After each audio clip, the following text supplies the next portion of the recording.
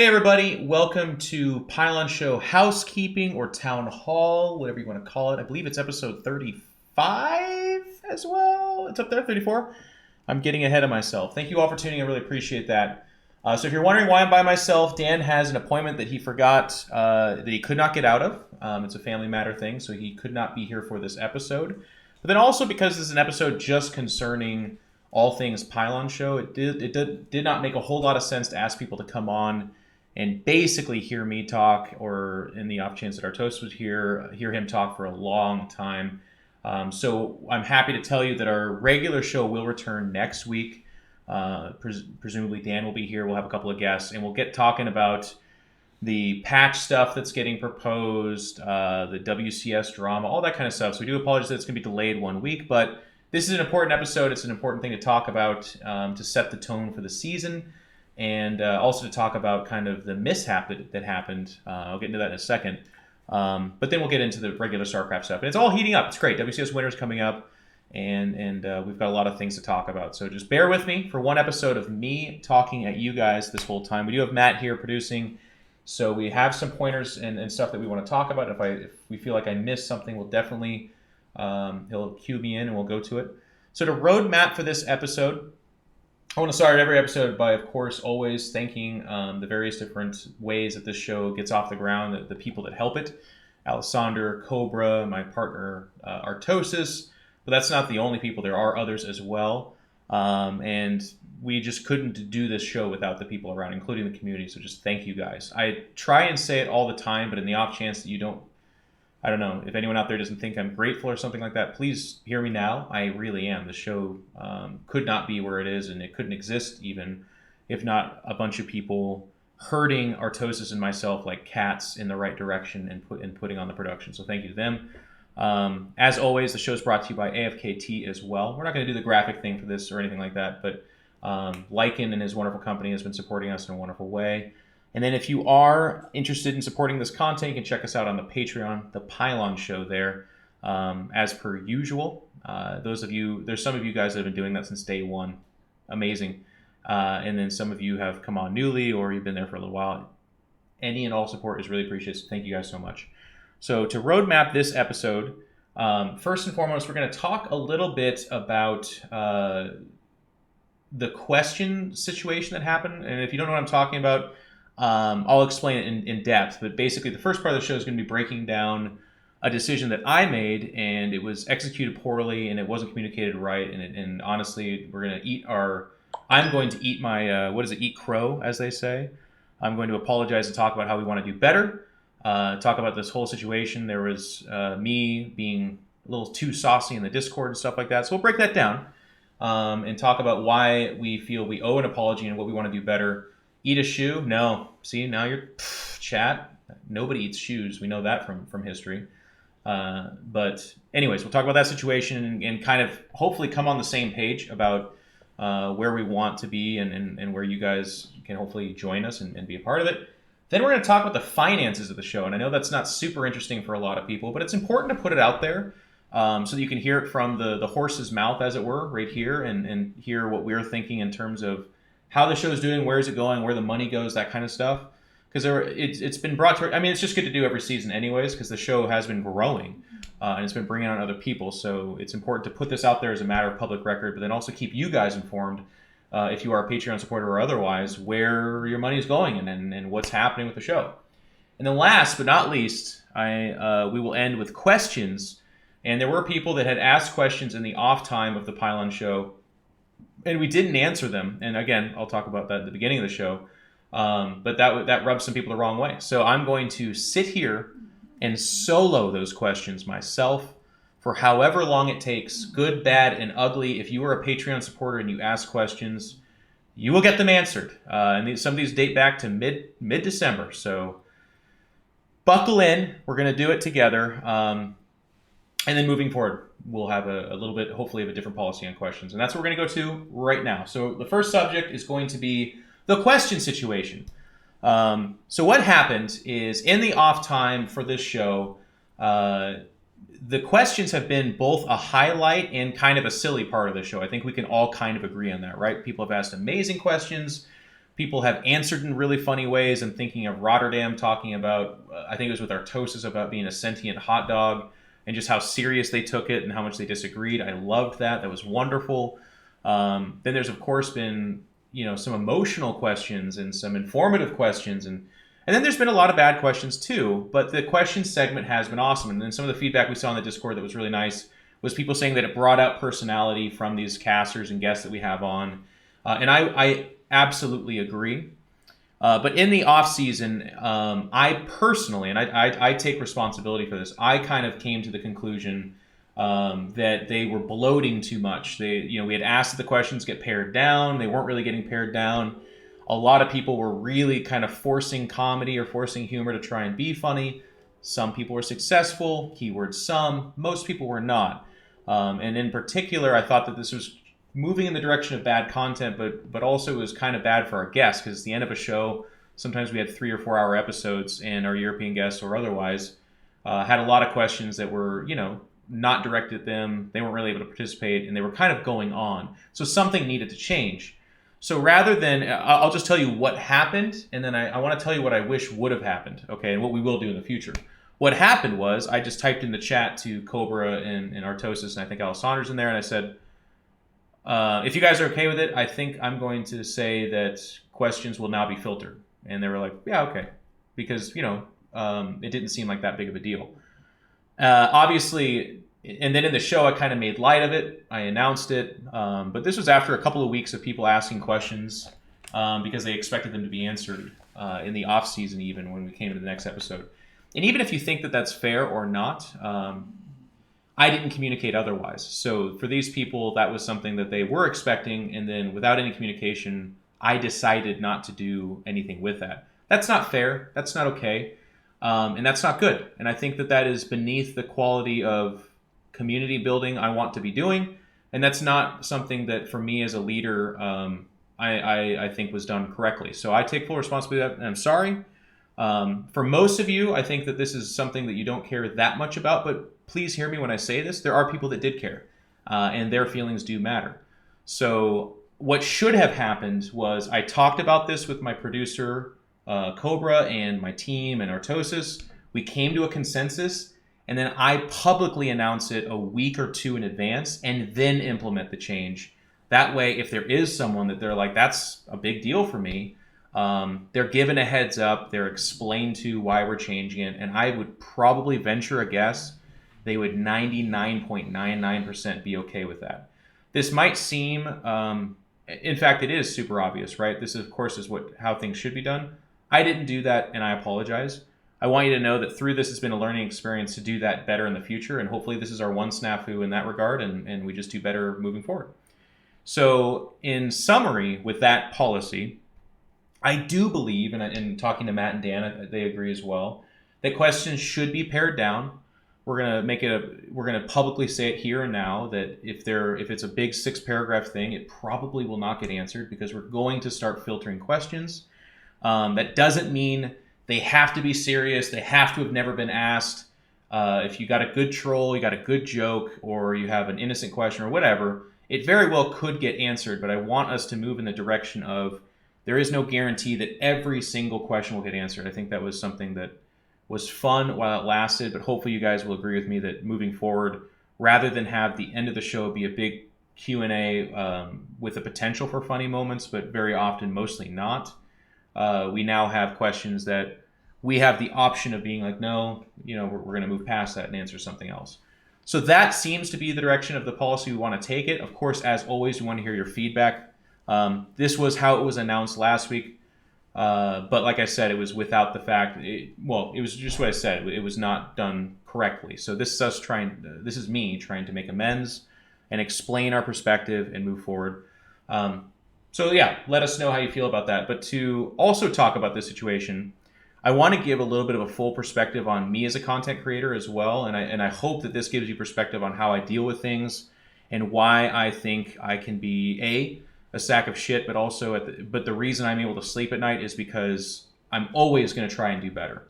Okay, so we had that episode. I think it was one of our best. I thought Todd was an amazing guest. His banter back and forth with Artosis was really funny. It was long overdue to have Wardy on there. Cobra's just an amazing producer. We just came out swinging. It was a great episode. I think it was awesome. The after episode, because of the way the questions were, there goes my co-host. I don't know.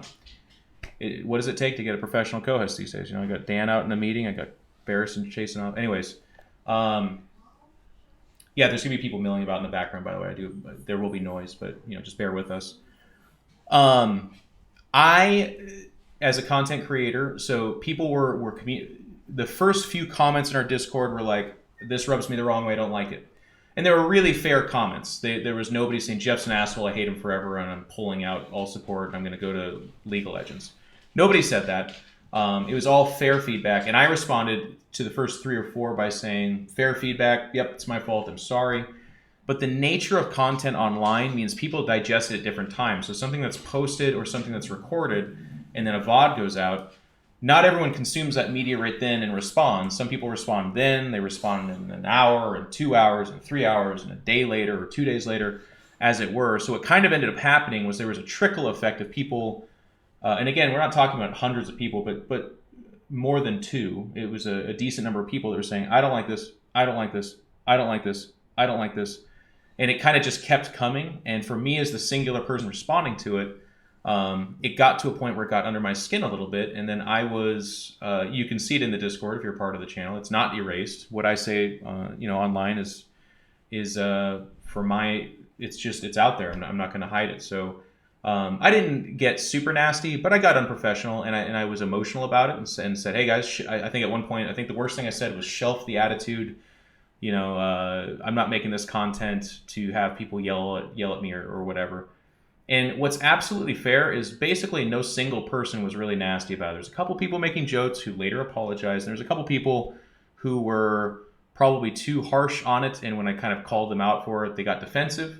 But to be honest, the responsibility and prerogative is on me to remain friendly, welcoming, and even if something is bothering me, to be more adult about it and to walk away as opposed to continue to vent. Now, if you watch my channel, you know that I'm pretty raw with my emotions, and I just share it all the time. And I still think that's good. But as a host of a show and a part of a team in that way, I don't think that's the best way to handle that situation. So it was a learning experience for me as well. It's something that I'm going to come away from trying to do differently, and I'm going to mess up. But to those that I got saucy with in the chat or whatever in the Discord, I apologize. Like I said, even though I think I was correct to be annoyed, the way I handled it is not something that I want to be doing in the future. I want my Discord, our Discord rather, the Pylon Show's Discord, to be welcoming and friendly, and not something that people are like, worried that big angry Geoff's going to come marching down their throat or something like that. Now, that being said, I want to explain a couple things too, because we definitely, and I told you guys to buckle up. I can already hear myself. I think it just hit like 17 million words in 3 minutes. I can talk. The Discord is a place to give us feedback, but one thing that is going to stick is how you communicate that feedback is really important. So it doesn't mean you have to say, "Geoff, I didn't like this thing about the show. By the way, you look really handsome." You can say that, and I won't tell you not to. But what I am saying is, like, there was some, and this happens online quite often, and you can't, stop everyone, but I'm just going to put this out there again as a kind of matter of public record. If you begin to feel yourself explaining to me how to run my show, or to me what it's like to be a person in the public eye and what you can expect from that, I'd ask that you don't. You're almost never going to be super received by me. That doesn't mean that what I said was, my emotional response was okay. It means that I'll smile blankly, internalize my hatred, and then not communicate it. But at the same time, you're not going to be received. So just please understand that is something that keeps happening, and we're going to try to keep that at a minimum. But feedback is welcomed, and that was something that kind of got miscommunicated in there. Like, people were thinking that I was saying don't communicate criticism or whatever. That's not the case. We welcome it. We want it. Just please try and keep it really constructive. Okay. So then you get into a little bit more of a specific situation that happened with this, and this will be the final kind of point about this ethos discussion on Q&A and how that was handled. That part will then move along into the finances. Someone on our team, Bodypop, who has been doing incredible graphics work for this show. She is a volunteer person that's been doing this work largely in part with Cobra. I've actually only interacted with him one time, and that was them saying, please don't make Nazi jokes, like I did on the Christmas episode. And you know what? They're absolutely correct, by the way. So, needless to say, I don't have I don't know the temperament of this person very well, or we don't have a rapport back and forth. And part of the emotional Geoff got kind of caught up in the situation as well, where she had kind of spoken out against how I was handling the thing in the Discord as well. And there's two parts to this. So I want to reiterate, I should not be emotional to begin with. I should not have said, I should not have been as stern in that channel as I was. But at the same time, this is again, just kind of pulling back the veil for you to understand a little bit more about me. I take leading communities and I take community building very seriously. So when someone who's like my moderator or who's on my team publicly calls me out and is equal parts also being very stern or perhaps too direct, I take that pretty serious as well. It's not like they've just literally urinated my cereal. It's not the worst thing in the world you could do, but it is something that I take very serious. I created the team 88 when I was 12 years old, and since then I've led Team USA for Brood War. I was a captain of Team EG. I've always been kind of in leadership positions in the various different places I've been. And one thing that I've noticed to be pretty clear for me is that if they get really if they're willing to kind of undermine you or yell at you in public and undermine your leadership position, then there's going to be an issue there. So what ended up happening was I, in private, again, continued to be emotional and communicated in a way that I shouldn't have. But I told them that I'd like them to leave the team. And that's unfortunate because that's a lot of drama that just didn't need to happen. And it has to be said, had I handled the situation better from the very beginning, none of this would have happened. So it is absolutely my fault. And that person's feelings were hurt and they were unfairly treated. And for that, I apologize. So for Bodypop out there, I wish I would have handled that in a better way. And I'm sorry. And again, this is a lot of drama that for the most part, you guys didn't see happen. But I think it's important to be open and honest about this so that you can kind of see how I work. I was wrong. But at the same time, if one of my moderators or someone that I've employed, even voluntarily, and I'm not paying them, which is kind of the unfair nature of gaming, you really have to contact me in private and be like, I didn't like this thing you did. Let's talk about it. And I'll almost always be extremely receptive to it. And if I'm not, give me a little while to calm down, and then I will be. But that's kind of the tight ship that I run. So we'll see what happens moving forward. If that person wants to come back and work with us, cool. If not, I totally get it. Sometimes people really don't like the way things go down and they want nothing to do with it. That's totally their stuff. So we'll see what happens there. But I just wanted to put that all out in the open so you guys can kind of see that and know that that's kind of how we're running things. To end this, I want to say, other than this situation, the show's been an absolute dream. We've had no fights, no arguments, nothing. Matt runs himself a little bit ragged, so that's why this season, to reiterate, we're doing 24 hours for the VOD after the episode because he was doing like a 3 or 4 hour show, and then afterwards he was and MP3s. Thank you, Matt. Yeah, VODs and MP3s, and then he was immediately he was like wrestling YouTube and the podcast stuff, and that's a lot of work. So at any opportunity you guys get, please thank Matt because he does the work of 5 people in one person. So again, the reason the show is he's a huge part. It's just huge thanks to him. But anyways, the show's just been awesome. Working with Dan's been great. He's been on more episodes than I have, I think. So I've missed more episodes than him. We've had wonderful guests, and it's just been great. So we're really, really happy. That's to wrap that up. And again, if you guys have feedback on that, or you want to, I know that sometimes when Big Poppy Geoff gets real, it makes some people uncomfortable, but I really appreciate you guys hearing us out because I think it's really important like I said, a community builder and a leader. If you mess up, you got to own up to it. And you got to talk about it. And it's not just messing up and saying I'm sorry. It's messing up and explaining what happened, and then talking about how you want to do better in the future. So that is what that was all about. let's talk about the finances of the Pylon Show. Money and numbers, your guys' favorite, I'm sure. We get asked about this quite a bit, though, and like I said, it's a matter of public record, so we kind of want to put it out there.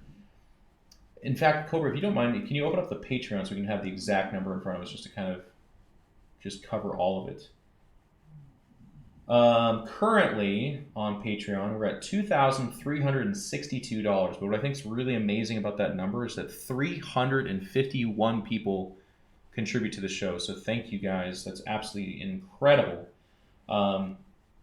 We almost always have, 81 patrons at $10 or more. We've got several people at the $100 tier, which is a ton of money. All the time when I'm streaming, we have people coming in and saying, hey, I'm subbing, or I just want to say thank you for the Pylon Show.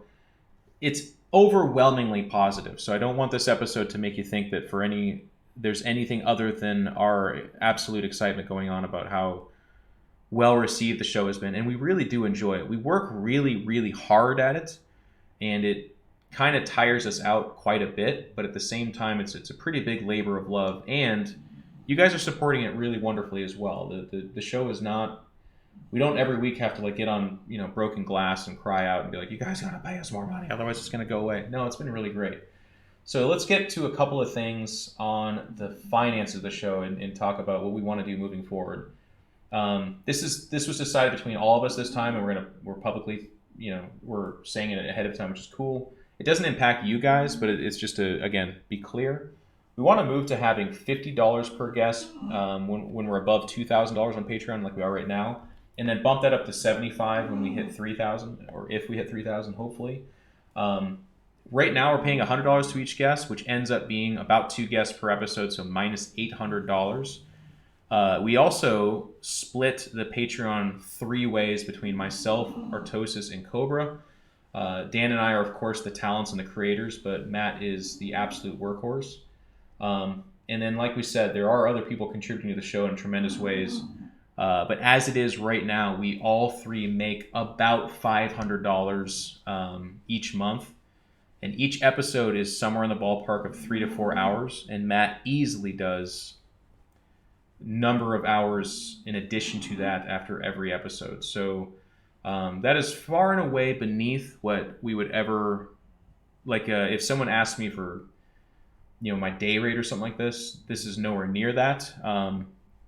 We look at it as something we're building. So it is there right now, but we'd like to, build it to something where who knows how much money we're making each time, but it becomes more significant and it becomes something where it's closer to what our hourly rate is or daily rate.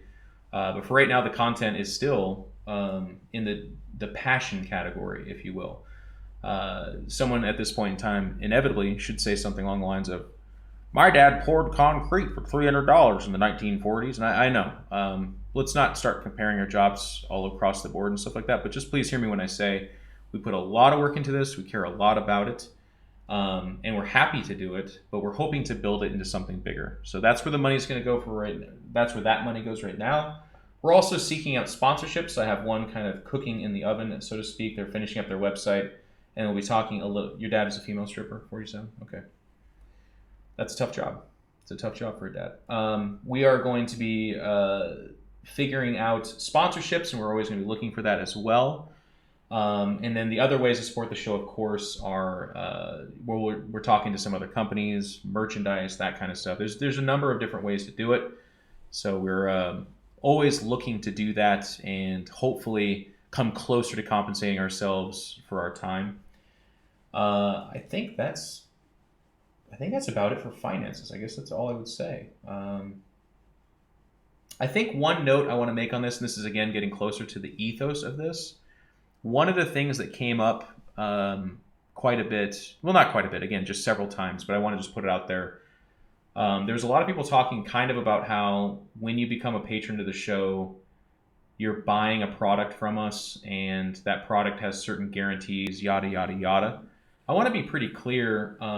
If anyone's been misled, I apologize, and I'll take responsibility for that as well. I feel like we've been pretty clear on this, but the show, when you support it via Patreon or something else, you're not really buying a product. We can't guarantee you stuff. It's humans talking about video games. So I think it'd be bad if we guaranteed you a whole bunch of stuff. It's mostly just you endorsing and supporting a show and hoping, well, not even hoping, I guess, but helping generate more content out of that show.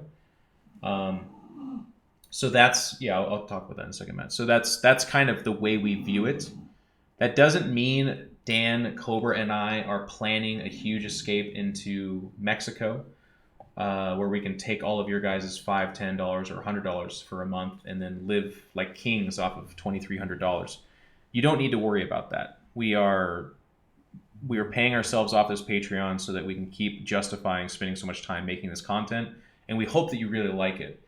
But there were some people that were kind of starting to use the language of the Patreon and using the language of supporting the show aggressively. And we want to try and stay away from that because there's going to be things that happen. For instance, Dan couldn't make this episode because he forgot about an appointment. What if someone made a real big case about, like, well, the only reason I pay the Patreon show is so that Dan can be a host there. And if he's not going to be there, then I'm being robbed. I guess you could make that argument, but we're trying to be very clear that that's not at all the exchange. The exchange is you support us, we make content. We make the best content we possibly can. So again, if that caught anyone off guard, let us know. If I did say something somewhere else that you think led you really astray, please tell me. But I believe that to be a pretty consistent message that we've been giving throughout the whole time, and I hope everyone's on the same page about that. One thing Matt did want me to kind of make clear here, because I think these might be changes to the Patreon as well, or at least clarifications. We're going to do gateway patron supporters, where at the $5 a month we'll have access to the priority Patreon only questions. It's a continuation. Okay, thank you, Matt.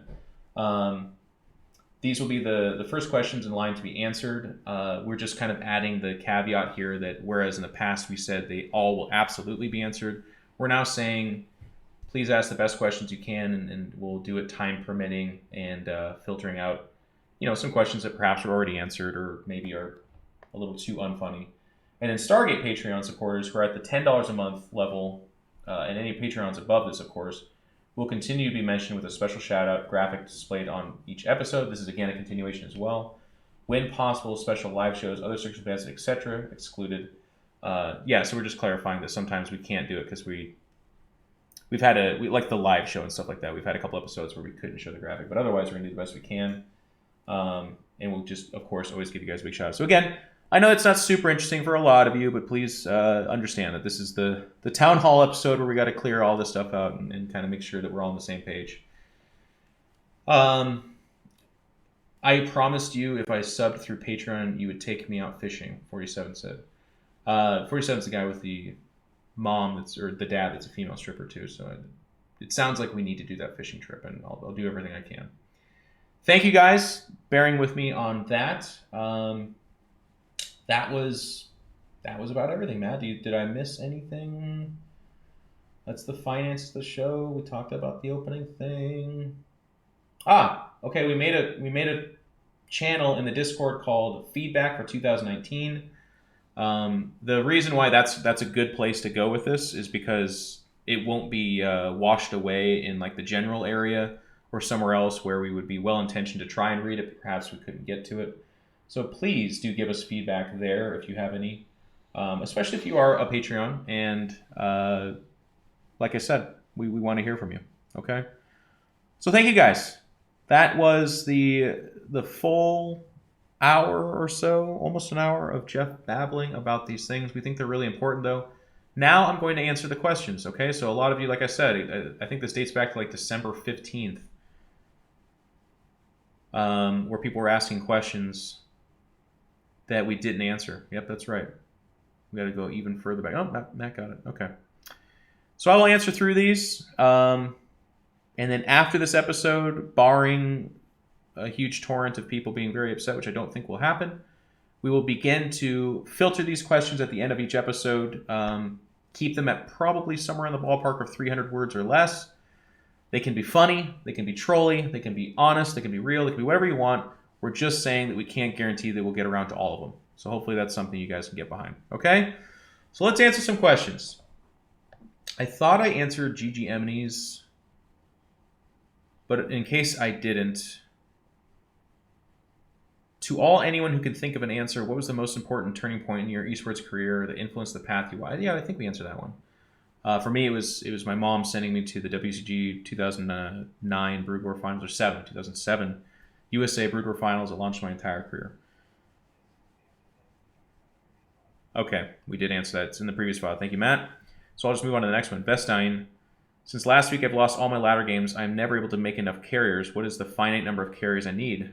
Merry Christmas from Norway. The finite number is 3. You need 3 carries to win all of your games. Frobobo, what are each of your drinks of choice? There's nothing better than Geoff sitting by himself. Wait, we answered that one too, right? Isn't that one Dan said he likes water? We answered that.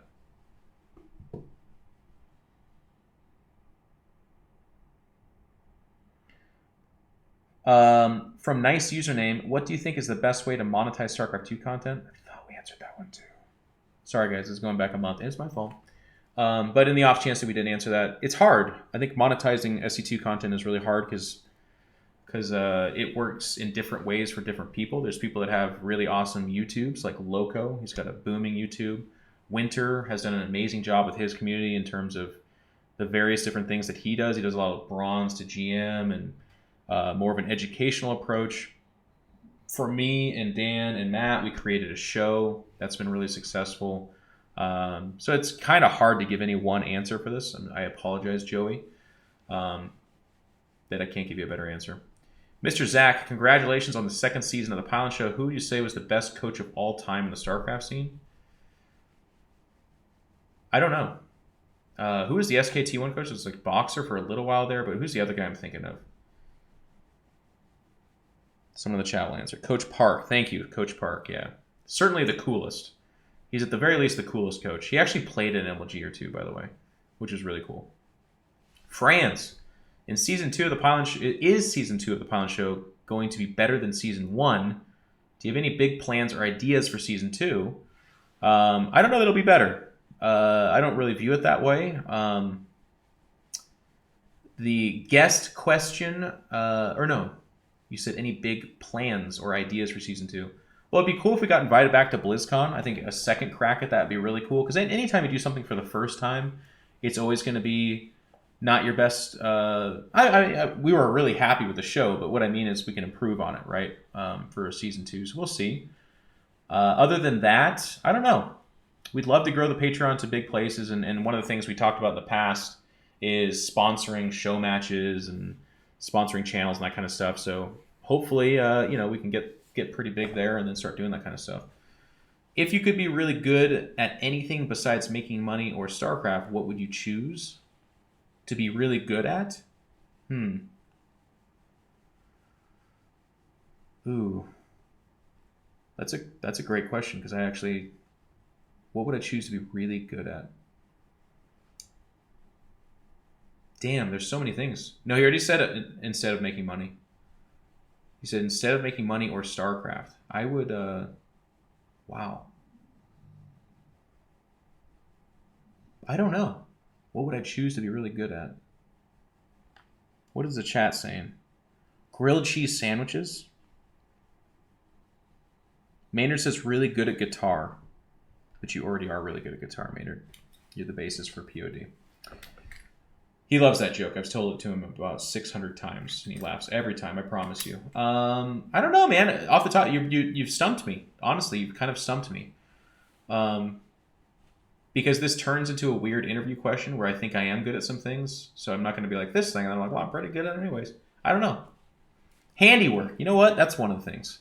I am useless with shit. I could do better, and it's not like I'm too dumb to do it. It's not even that I'm lazy per se.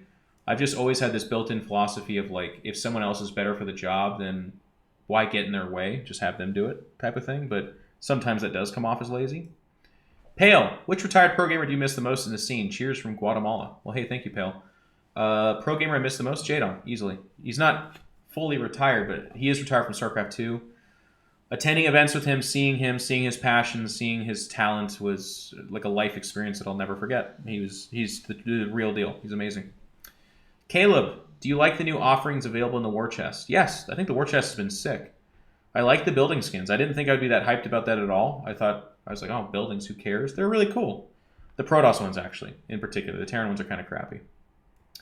Oh, sorry. Yeah, I did skip one. Some Drunk Canadian. Happy New Year and congrats on the start of season 2. What is your favorite quality in other guests and hosts? Great question, sir. Um, I will tell you that one of my favorite things about Dan, in particular, as a co-host, is how brutally honest and emotional he is, and not afraid to be emotional. It's so refreshing. There's so many people that when you talk to them, they're putting up some level of a performance, and I don't fault them for this per se, but when they give an answer that feels like they're talking to a room full of people or an audience as opposed to you directly. When Dan answers something, it's as if he's talking to you personally, and he is really emotional about it, and he'll give you a real damn answer, even if it's in contrary to like 8 other people. He's not afraid to stand up for himself.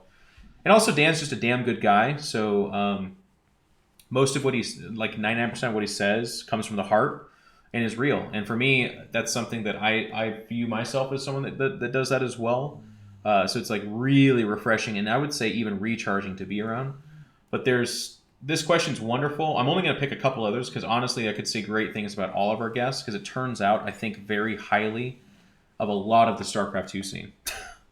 I think another one to mention is Zombie Grub has really, really awesome honesty as well, and I really appreciate that. And I hate to do this, but it's worth mentioning, especially as a woman. It's even harder in gaming in particular for a woman to have an opinion and to stand by it and to not shy away from communicating that. And I feel like she doesn't. I feel like she's not afraid to be like, no, this is actually what I think is right, and then to stand behind it when that is the harder path. The easier path is just to agree with everyone and kind of go with it. So I think that's really fucking awesome that she does that. She catches grief for it. She's, I'm sure, harassed like anybody else, but she stands firm on that, and I think it's a wonderful example, and it's awesome. So it's really cool to have her on the show and have her bring that as well. And then another guest, I think you know what? I think I couldn't go too far without. I mean, again, I could do this for an hour and a half. I could do this for 5 hours. So if I don't mention you, I really do apologize. Like Maynard's in the chat. Fucking love Maynard. One of the most passionate people there is. But I want to take this time to also mention Fear Dragon because I think I'm not comfortable sharing everything that I want to say about this subject. But what I will say publicly is that this guy, StarCraft, is about as close to his heart as you can possibly get. I've seen this guy twist. I've seen him hurt. I've seen him be upset, and it was for no other reason than he didn't think he did a good enough job on a broadcast.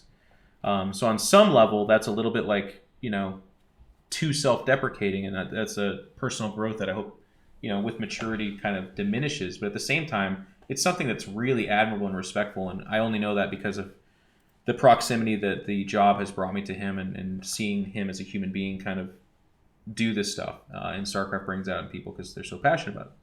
So I think that's awesome. Great question though, and Nate's in the chat. Fucking love Nate too. Nate has developed and become one of the best hosts that I think I've ever seen. One of the hardest things that is so underrated about a host is that they can let someone, they can bring content out of a person without making them feel bad or awkward, and then can bounce back and iterate with them. That's not something every host can do. In fact, there's a lot of hosts that I can name that people think are very good, that they are the center of attention, and then the panelists or the other people on stage are dressings, and that's not the way that should go, in my opinion. And it often can make some people feel very awkward, and it can make for a bad show. Nate doesn't do that. Does a great job. Hyper Turtle. I've seen growing popularity for characters like Groot or Hodor, who can only say one thing. If you had to do a cast or stream where you could only repeat a single word or phrase, what would it be? Penis. Thank you for that question. It was wonderful. Subsaurian. No, I answered that one, Cobra. This time, it is you that is wrong. Subsaurian. I like your name, by the way. What would you all improve in regards to the War Chest affiliate program? I think one of the big things that we all would really like is for the War Chest to be cracked open and go the distance. I understand why it's capped out, but I wish we could.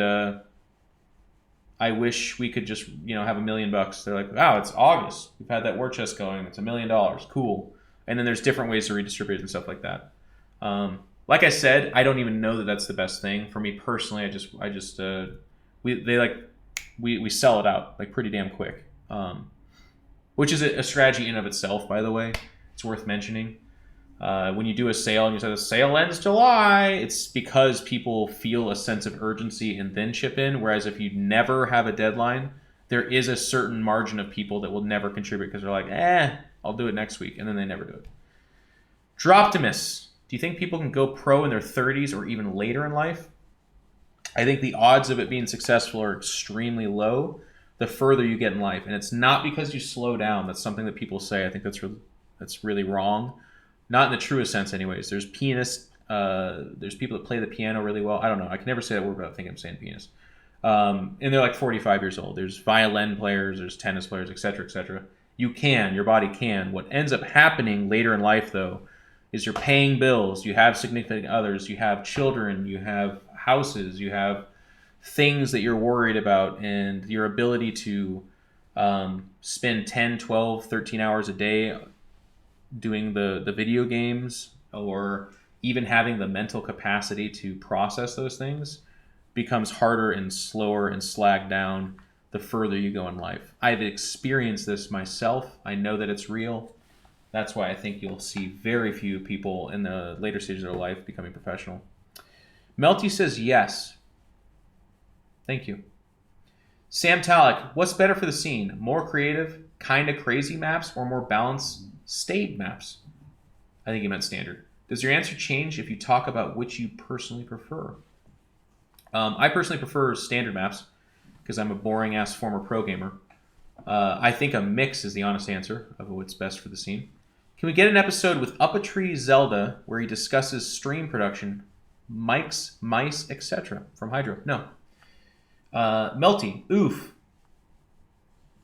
John, for me and everybody I know, castors are by far the most important factor to esports, and whether we'll watch or skip the VOD.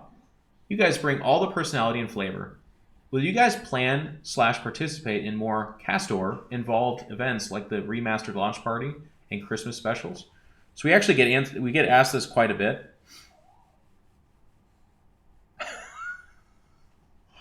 I was reading your guys' response. You guys are like, oh, wow. Does that surprise you that we're not going to do a whole episode asking about microphones and mice? Does that really shock anybody? I didn't think it would. Put in the feedback if you're anyways. So this is something we get asked quite a bit. People are like, hey Geoff, are you guys planning another Christmas bash? We don't plan that. We're hired for it. So that was something put on by Blizzard, and even more specifically people inside of Blizzard. And I think they did it in conjunction with Twitch, if I'm being bold as to say that as well. So it's like a dual budget from the two of them, which is what you need to hire Day 9 and Taste. Sorry. Honesty vomit. I didn't mean to. If more events like that were to hit me up and be like, Geoff, we'd like to hire you to come hang out with Tastosis and Day 9 and talk about the good times of StarCraft, would I say yes?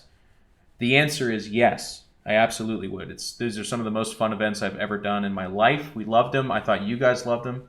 I thought the metrics were good for them. I wish they would do more, but there is nothing planned, and we don't plan it. So if you want more of that, I need you to take trips down to Blizzard, stand outside in the gates holding up a sign saying more holiday bash, and that kind of a thing. Or email them a bunch. Red Gunner Guy. Do you think that StarCraft 2 would be better if it had a subscription model? Example, you pay $5 or so a month. Okay, now these are questions I thought we did answer. That's 1-1. Yeah, we answered that one. So Cobra, if you want to mark that one.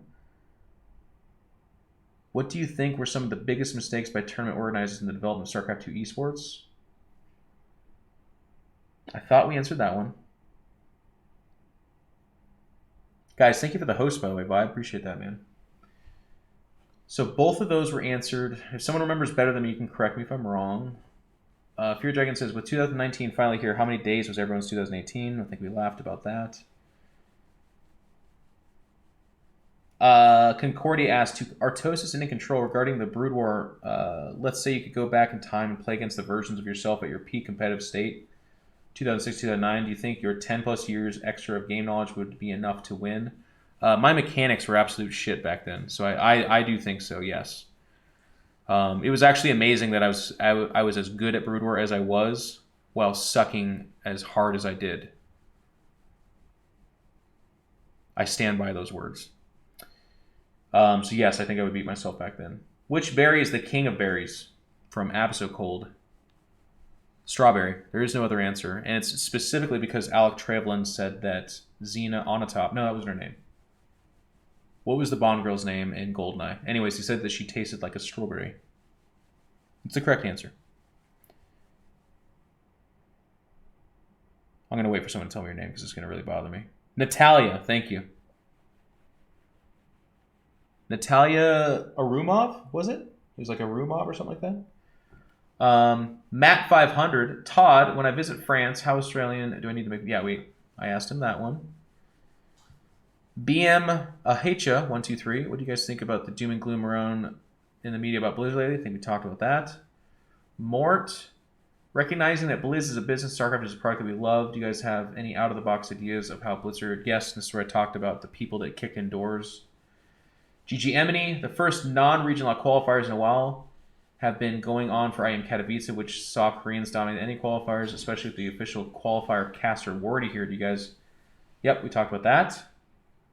So now we're into this next episode, the questions you guys had for this one. Still Knocked. What is your plan to survive a zombie apocalypse besides accepting your fate and dying? Zombies are standard disease-based ones. There are other survivors a la Walking Dead.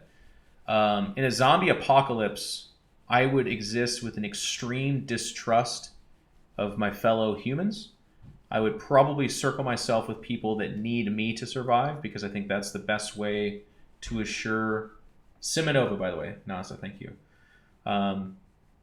My existence. And then I've noticed there's this terrible threshold in zombie apocalypses where if your group gets too big, you're likely to die. But if it can get past that and get really big, you're likely to live. So I would probably keep it tight and small. That's what I would do. Mostar. Hi there. Love your show from the first episode.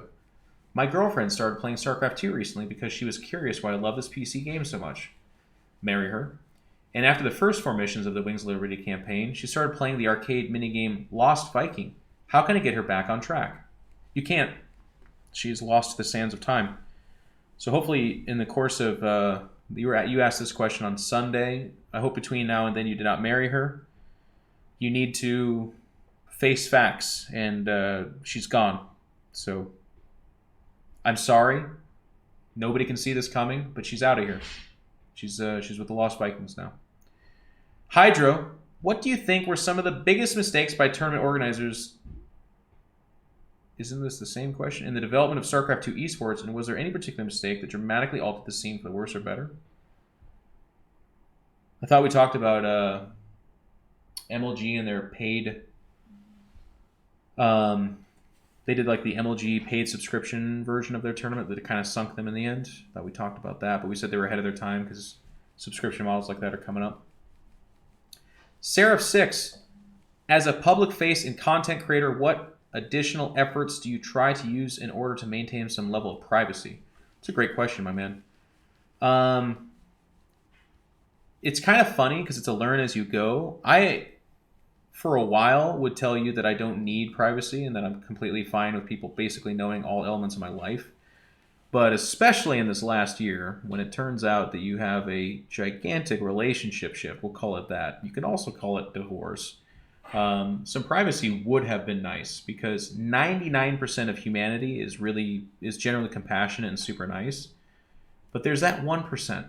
There's that 1% that kind of rolls around in their own excrement. And then they get online with their grubby fingers and they kind of try to do whatever they can to hurt people.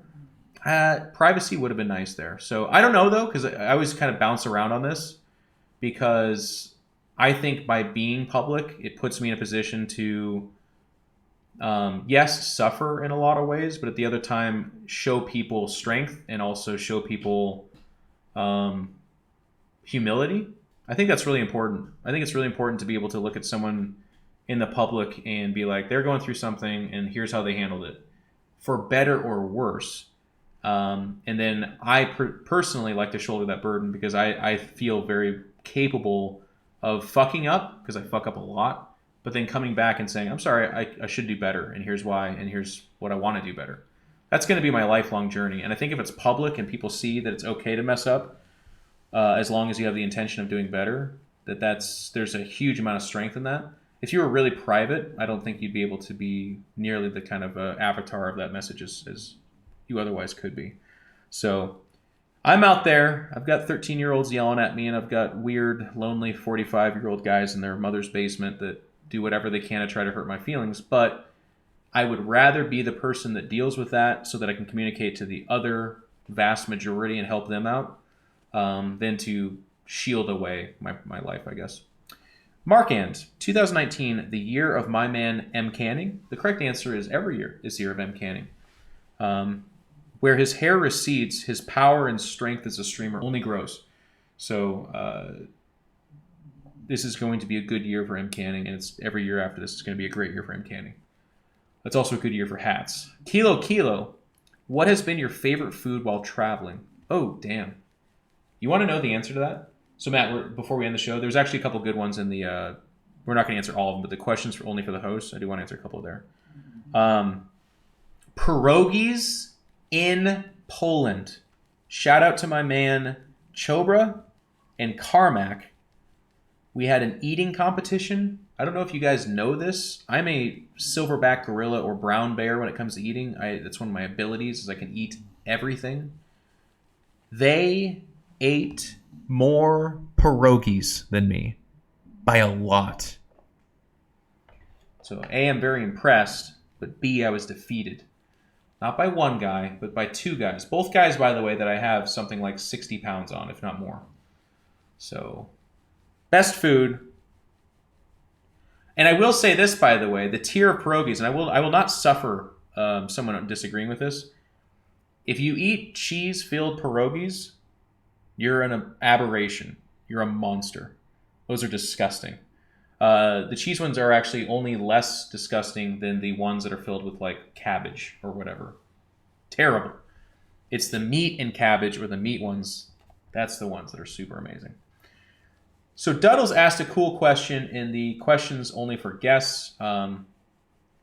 With us filtering questions, by the way, I think it'll leave us enough time to always look and hear better. Whereas in the past, because we were answering all the questions that were priority Patreon and that was our policy, I don't think we've answered any questions from here in like months, maybe like the first 2 episodes we did. In Control, thank you for your content. You always get a laugh out of me, whether it's casting, just streaming, or doing the show. What means would you recommend going through to advertise a show that, due to having a full-time job and family, can only air once a month to every other month? As in, how would you recommend getting traction or something with less of a guaranteed schedule? So I like this question because A, Duddles is awesome, and B, he fillets my ego. So of course this drew me into this question. No, on a serious note, the reason I like this question is because I think this offers an opportunity for some pretty brass tacks honesty that I think people need to hear. Making content for a game that is not at the cutting edge of viewership is very difficult. It's not impossible. It's not that it's not worth it. It's just that people's expectations for what content they make and how many people watch it, it needs to be rebalanced. It needs to be measured. So if you're doing a show once a month, you're already hurting yourself. The amount of people that set a schedule where something comes up once a month and they'll be there for that, it's the exact amount of pocket protectors that were sold in 2018. Everyone that purchased a pocket protector in 2018 is the individual that you can count on scheduling a once a month thing, and they will be there for that. Everyone else will not. Everyone else. So that's already very, very difficult. In addition to that, if you're not like in this blowing up situation like Fortnite a year ago or whatever, where just random people can accidentally flood into your channel and like your content, then it's really hard. So I hate to be this real with you, Duddles, but the honest answer is you need to be consistent. You need to be as common as you possibly can, and then you have to have some X factor. So if you have a monotone voice or your content looks like other people's content, then that doesn't seem to be a reason for people to choose you over something else. All of that aside, if your expectation is like, I just like making content, I don't care if 3 people or 5 people are watching, then that's okay too. I want to be here to tell you that. We all start somewhere, and content for those people is still awesome. and there's the chance that it grows into 5 to 10 to 20 to 30 to 40 to 100. It's just a lot of people look at Twitch because the further back you go, the more real this was.